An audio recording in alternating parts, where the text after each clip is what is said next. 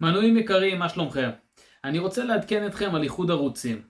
החלטתי שאין טעם להחזיק בשני ערוצי יוטיוב במקביל, ולכן הערוץ הזה יפסיק לפעול, והערוץ הוותיק שלי, חי כדורגל, ימשיך לשרת את קהל המאמנים, כפי שהוא משרת את קהל הכדורגלנים וההורים.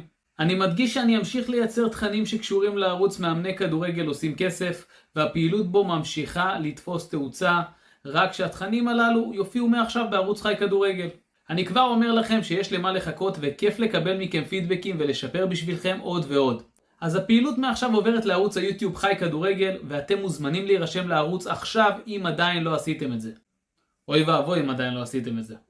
בנוסף מוזמנים לעקוב אחריי גם באינסטגרם שלי אייל חי, ואם עדיין לא קיבלתם את המדריך שיעזור לכם להרוויח עוד 10,000 ש"ח ויותר בחודש כמאמני כדורגל, הקישור מחכה לכם בתיאור הסרטון ביוטיוב או בביו באינסטגרם.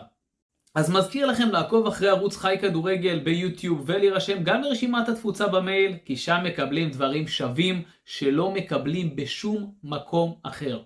קודם כל שומעים על דברים שקורים לפני כולם. מעבר לזה מקבלים הטבות מיוחדות רק לרשומים. יש גם רעיונות אישיים עם קולגות. כמובן גם שיתופים מהיום יום. וידע פורץ דרך בתחומי הפסיכולוגיה, שיווק ומחירות, ניהול ומנהיגות ועוד. ברגע שאתם מורידים את המדריך, אתם כבר תירשמו באופן אוטומטי לרשימת התפוצה.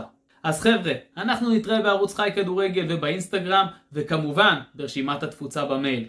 עד הפעם הבאה, אני הייתי אייל ואתם הייתם על הכיפק.